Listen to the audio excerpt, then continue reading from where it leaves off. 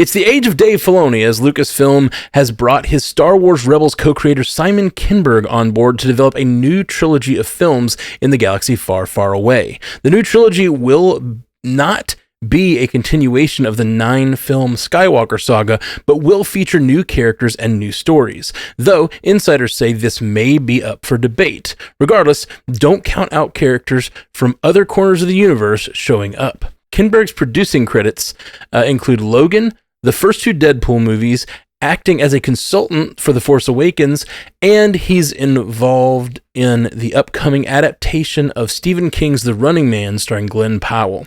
Can a new trilogy find success in Star Wars? I love seeing a Star Wars Rebels creator in charge of something else at Star Wars, because that still remains my favorite content in all of Star Wars, regardless. It's just really, really, really amazing storytelling that I always strongly tell everybody to watch, because it gets you a lot of ground covered in Star Wars. It introduces a lot of cool lore that's made it into live action stuff, and that's not the point of what I'm trying to say. So anyway, he's one of those creators, and so I think that's exciting. I wonder if it will not be confusing to have a trilogy of movies that's not Skywalker. I'm not for it or against it. I just don't know what it will do to people who want to watch the movies, because if you say we're doing a Star Wars trilogy, that's right where your mind goes, is the Skywalker stuff. So it's kind of, if that's what they're going to do, that's sort of a gamble, and depending on what direction they take it in, it will or won't pay off. I think that Star Wars movies are probably going to do well regardless, even though Solo was like one of the lower, box office and received ones. It's still a Star Wars movie, and it still did really well at the end of the day. So I'm curious. I'm excited about the creative team behind it. His credits kind of speak for themselves. He's been on some very successful projects. And this Running Man one that we've talked about over and over every week about the cast that keeps growing, I mean, that's looking like it's going to be a big thing. So I'm cautiously optimistic, only because this is all we know. So there's not a whole lot to go on in terms of really forming an opinion. Yeah, the trilogy thing is interesting because when this news came out, all the trades reported on it. And the Hollywood Reporter in their report said that their sources were telling them that it would not be connected to the Skywalker Saga, that it would be in a new corner of the Star Wars universe. And then Deadline came back and said, actually, our sources say that it will directly follow the rise of Skywalker, and it will be connected as effectively episodes 10, 11, and 12 in the Skywalker Saga. And that's where it's been ever since this news came out. It's been in the middle. No one, Lucasfilm, Disney, no one has come out and confirmed this. This is all still being reported by the trades. And what that tells me is that Disney is still divided on what that means, on what type of films are going to tell what types of stories. We already know that Lucasfilm has a lot of irons in the fire. We know that there's this rumored Taika Waititi film. We know that Patty Jenkins she brought up Rogue Squadron again not that long ago, saying it's still happening. We know that Sean Levy was offered a Star Wars film. We know that there's just this Filoni thing happening where you've got the Mandalorian movie that he's creating, and then another supposed team-up movie that's going to bring in Ahsoka and all this other type of stuff onto the big screen. So you've got all these parallel movies. From what we can tell, none of these creatives are being told that anything is necessarily off limits. Like there's not a Feige sort of looking over their shoulder and telling them what they can and can't talk about. And so you've got the potential there, I think, for some clashing maybe at the end of the day. So hopefully what you really need is you need that Filoni. If it's Filoni, if it's Kathleen Kennedy, if it's whoever, someone's got to be over top of this. Somebody's got to be over top of the concurrent storylines. We've, even Donald Glover's come out and talk about, well, we're still thinking about doing Lando and maybe it's on, maybe it's not. Who knows? Like, it's just a lot, right? And who's going to go through it? Who's going to figure out who's doing what? Are we doing the main trilogy? Like, those are all questions that need to be answered. And then at the end of the day, Kinberg is a really interesting choice. And I think if you're pushing for the hope and the positivity, Haley, you laid it out well. It's Rebels, right? Like that's what you look to. You look at Rebels and you say, all right, and his name's all over it. He wasn't just some random producer. He wrote a ton of the episodes. He was extremely involved in the writing of Rebels. So if you're looking at it positively, you look at that, right? If you want to look at it and be a little bit nervous, which I think is okay, I think you could look at it and say, all right, what other things has he done? All right, you mentioned some of the things he's been a producer on, but he's only a producer on some of the successful stuff like Deadpool and Logan and all that, because he was involved directly with X-Men. And so he had no creative control in Deadpool. He had no creative control in Logan. He did have one movie where he had full creative control of the X-Men saga. And I'm sorry to tell you this, but it was Dark Phoenix. All right. So he had the reins for Dark Phoenix. And I saw Dark Phoenix, and it does not inspire a whole lot of confidence for me personally, thinking about, giving someone the reins to the trilogy, right? So again, it's all of this. I'm not saying it's one way or the other. I think it's just important to look at the person's body of work and say, all right, here's kind of what they have going for them. Here's why you might want to have an eyebrow raised. And then at the end of the day, like, I just have questions like, what are we doing with, if we're doing this trilogy, if we're connecting it 10, 11, 12, what are we doing with the character of Rey? To me, she's the main, the cupboard's kind of bare, right? Like, we're done with Luke, we're done with Obi-Wan, we're done with Han Solo, we're done with Leia, we're done with all these characters that have carried the franchise for so long. And so what are we going to do now with the one character who has had a runtime on screen, has carried over these movies, and that's Rey. And it's like, what are you going to do? Are you going to do the Solo movie that we've talked about that's been in the news for months and months now? Are you going to make her like an Obi-Wan figure to sort of hand it off to the next generation? Like, what does that look like? And so a lot of information still got to come out about this. Ultimately, I'm excited because I love Star Wars, but there's just a lot of questions I feel like need answered here by Lucasfilm. Yeah. My big hope for this, and looking at his body of work and his connection on Rebels, is that he is not the director of these movies. He's coming on board to develop. I really hope that Star Wars can become a sort of writer. If they're going to make a trilogy, I want it to be a writer-driven trilogy. I think that's important for any trilogy. The way they did it with JJ handing off to Rian Johnson, handing off back to JJ, I think it was like the biggest mistake.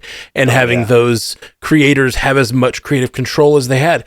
Pick great directors and give them an episode of your 3-episode TV show that you're making that is writer driven. Like that I think that's kind of what they did with the original trilogy. Even Lucas directed, I believe, 4 and 6, but he didn't direct 5, right?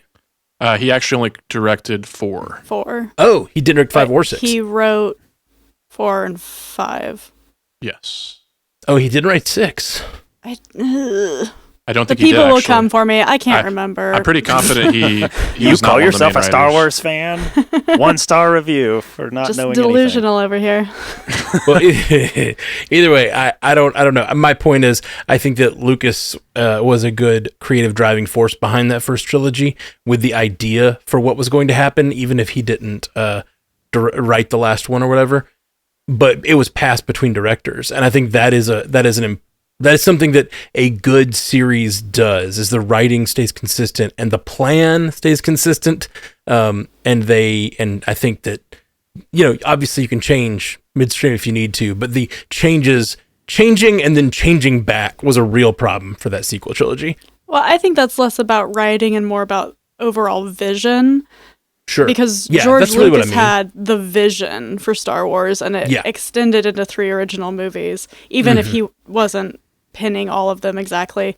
But then with the sequel trilogy, there was no vision. There was just, we're gonna Disney owns Star Wars now, and that's what happened. And so, well, he directed the 3 prequels, correct? He did. Correct. Yeah, and I think that was a problem too. I think like not getting the that was a problem energy, because George was like, technology, and that was all that mattered.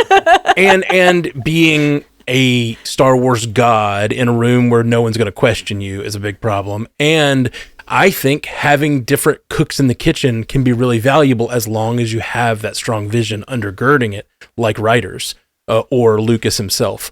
But like when you pass it between directors and have a vision that just bounces around with no overarching vision, I think that's the problem. So I'm hoping that Simon Kinberg, especially with his connection to Rebels, maybe Filoni helps him, whatever, like they get behind this thing and make it a really strong vision for that, and then give it to directors who direct well and let them do their thing. Who wants a hot take?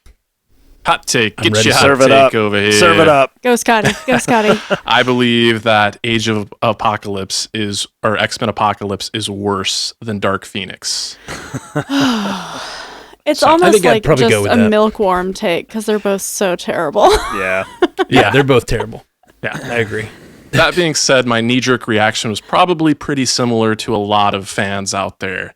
Simon Kinberg, the guy that ran the Fox X-Men franchise into the ground, no thank you. But after contemplating it for a little while, I did become more optimistic, and I think all of those reasons have been unpacked pretty well. This guy has been a fixture in Hollywood for a long time for a reason.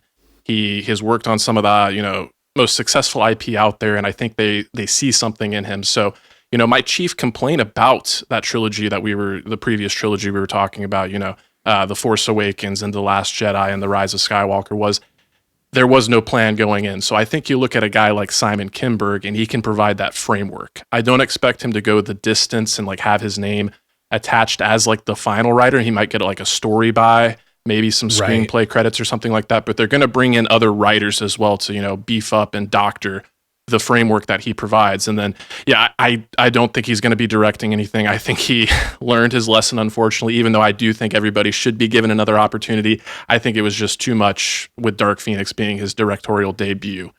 Maybe he should work on some indies before he wants to come back, behind the camera in that capacity. So all that being said, again, I am optimistic, but I would be remiss if I didn't voice just a little bit of a concern here.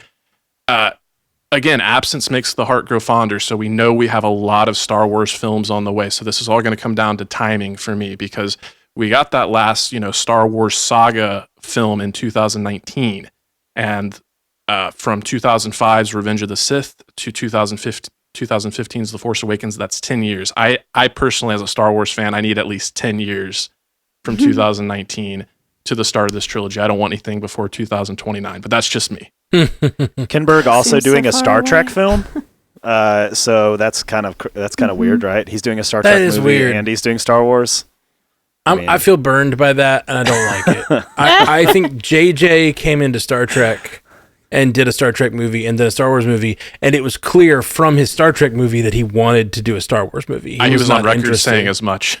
Yeah. He was a Star Wars fan, not a Star Trek fan, and he made Star Trek more Star Warsy, and that's just not the path for Star Trek. I like those movies okay, but they're definitely diminishing returns, and they just don't have a lot of depth to them. Which is interesting because, not to harp on Star Wars Rebels, but Star Wars Rebels is so good. The storytelling is so, I don't know. So it's shocking to me that this guy can't seem to hack it in live action or something. I don't know. It's there's a disconnect there. He has a really strange body of work, and clearly he's been a powerful producer. He's on tons of projects as a producer. But you look at his actual writing. He does a ton of screenplays, but not like Scotty said. He doesn't actually end up penning the actual script in the end. He's starts a lot of projects and then hands them off. Right. And so maybe he is the visionary, and he just needs to be that guiding hand like you. Yeah. Or he's just the guy who kind of breaks the story, then hands it off to Filoni or somebody else or whoever can write a really.